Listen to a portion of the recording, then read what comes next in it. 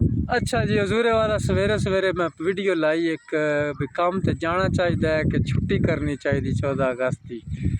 मैं की छुट्टी है, लेकिन अहबाब ने सारे ने तकरीबन यही कमेंट भी मियाँ काम ते जा, काम ते जा। मैं क्यों ना काम ते जा गया, दो वजूहत हैं। एक तो एक मैं कि यार उंज भी हर गली में चार चीज़ उस आख्या बाजियो बाजी होई पी होनी है बई, मेरी आवाज़ जी ना वो अंदर कोई नहीं अपनी, बाजियां की गूंज दब जानी है। इस वास्ते मैं आख्या भी छुट्टी चंगी है, छुट्टी कर लो। एक वजह, दूजी वजह मैं समझदा हजूरे वाला कि लोगों में कमेंट बिरावा कितन भी केड़ी आज़ादी। मैं ना हजूरे वाला आज़ादी होनी ना होनी एक अलग गल है। मैं इस चीज़ में इस नज़र नाल वेखदा छुट्टी नूं कि पाकिस्तान साडा घर है। जिस तरह साडे घर ने, इस तरह पाकिस्तान भी साडा घर है।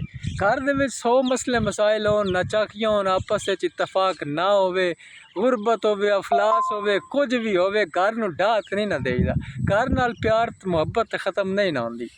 इस तरह ये 1947 सन एक घर मिलिया इंज घर मिलिया कि सानू इत्थे कोई नहीं आता भी तुसी खारजी हो, तुसी इत्थे मुलाजम हो, तुहाडा की है, चले जाओ, तुसी इत्थे नौकर हो।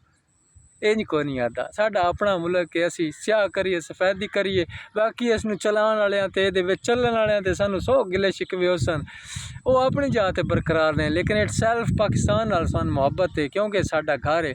तो कोशिश ये करनी चाहिए हजूर के बाजियो बाजी इसनूं ना करो, जितने ये खर्चे करें कोशिश करो कि इस घर दे विच अपने मुल्क पाकिस्तान सब्ज़ा उगाओ, दरख्त लगाओ, छां बनाओ, इनू सोहना रखो, साफ सुथरा रखो, ठंडा रखो है।